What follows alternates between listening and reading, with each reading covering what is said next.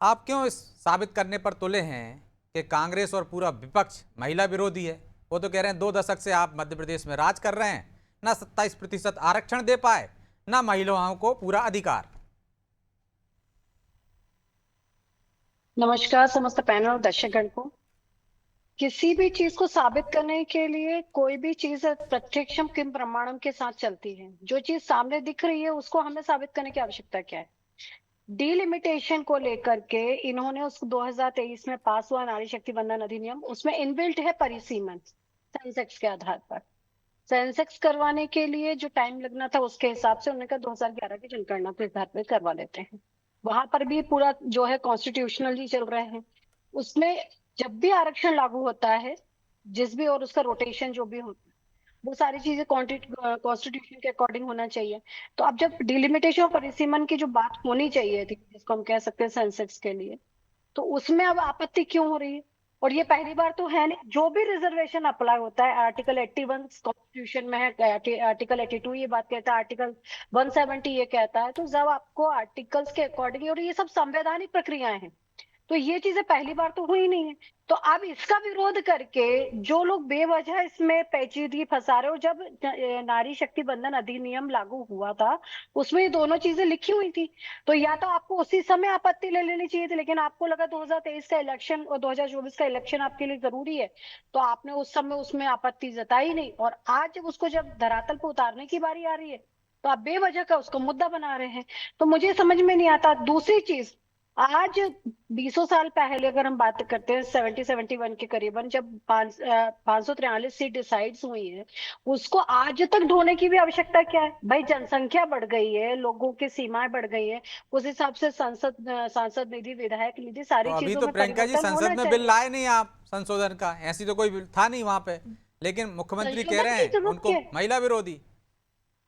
तो महिला विरोधी है ही ना, जो चीज इनबिल्ट है उसको आप बेवजह मुद्दा बनाएंगे तो महिला विरोधी ही है ना।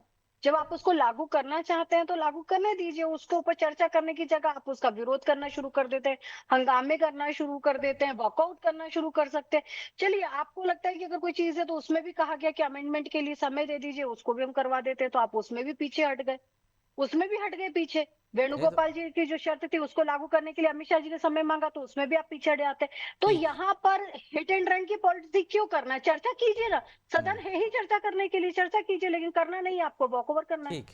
ज्योति जी चर्चा कीजिए, सदन होता ही है चर्चा के लिए, लेकिन क्या महिला आरक्षण को लेकर कांग्रेस दोहरी रणनीति अपना रहा है?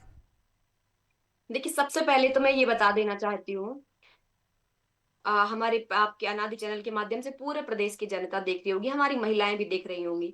देखिए, सबसे पहले तो मैं ये बता देना चाहती हूँ शुरुआत में ही कि महिला आरक्षण आधी आबादी का हक है, अधिकार है, और इसे हम लेकर के रहेंगे। चाहे भारतीय जनता पार्टी उसमें कितनी भी बेड़ियां लगा दे, कितनी भी बैसाखियां लगा दे, चाहे परिसीमन की बैसाखी लगा दे, चाहे जनगणना की बैसाखी लगा दे। और इस बात का ये प्रमाण है कि 2023 में हमने बिना किसी शर्त के, बिना किसी आवाज के जो है एक स्वर में ये बिल पास हो चुका था। फिर आप ये बताइए कि आपको ऐसा क्या हो जाता है अचानक से कि आप ये जो दो बैसाखियां हैं, चाहे परिसीमन की हो या जनगणना की, हम तो आज भी कह रहे हैं, हम तो आज भी कह रहे हैं ये बैसाखियां हटाइए। मौजूदा जो 543 सीटें हैं उनमें जो है आप आरक्षण देने का काम कीजिए, लेकिन भारतीय जनता पार्टी 2034 तक इसको अटकाना चाहती है। और आप विपक्ष पर बार बार आरोप लगा देते हैं, विपक्ष के ऊपर बार बार ठीकरा फोड़ देती है आपकी सरकार है। मौजूदा 543 सीटें हैं, आप अभी दीजिए, और 2029 में आप 2029 में के साथ साथ जितने भी विधानसभा के चुनाव, चाहे यूपी में नेक्स्ट ईयर जो विधानसभा के चुनाव होने, जितने भी राज्यों में होने हैं, हर जगह, चाहे विधानसभा हो चाहे संसद हो, वहां पर 33% महिलाओं का आरक्षण होना चाहिए। और यदि नहीं होता है तो उसकी पूरी की पूरी जिम्मेदारी, जवाबदारी जो है लेकिन ज्योति भारतीय जी वो जनता कह रही हैं कि पार्टी। जब बिल लाए थे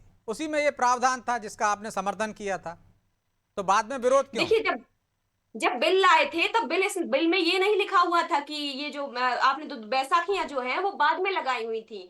जब बिल लाए थे तो ये कहा गया था कि 543 जो मौजूदा सीटें हैं उन्हीं पे आरक्षण दिया जाएगा, और उसमें जो है सारे लोगों ने एक स्वर में उसको बिल को पास किया है। और दूसरी बात, ये लोग बार बार ये कहते हैं कि वो बिल पास नहीं हुआ है, तो मैं ये इनको बता दूं कि वो बिल पास भी हो चुका है और वो बिल कानून भी बन चुका है। नारी शक्ति बंधन अधिनियम 2023 कानून बन चुका है। केवल बात इतनी है कि नरेंद्र मोदी जी, इनकी पूरी भारतीय जनता पार्टी की सरकार उस बिल को लागू नहीं होने देना चाहती। और इस बात का ये प्रमाण है कि 73वें 74वां संविधान संशोधन हुआ 1992 में, जब उस समय पर हम पंचायती राज में नगरीय निकायों में आरक्षण लेकर के आए थे। और आज जो 15 लाख महिलाएं पूरे देश के अंदर चुनी गई हैं वो कांग्रेस पार्टी की देन है। और इस एक चीज और मैं बताना चाहूंगी बहुत महत्वपूर्ण, 1989 में जब हम बिल लेकर के जब हम ये पंचायती राज और नगरीय निकाय का बिल लेकर के आ रहे थे, इनके पुरखे अटल बिहारी वाजपेयी हो चाहे राम जेठमलानी हो, ये सभी बड़े बड़े जो नेता थे, इनने महिला आरक्षण का उस समय पर विरोध किया था। ठीक। और 1989 में जो पास होने वाला था वो नहीं हो पाया था,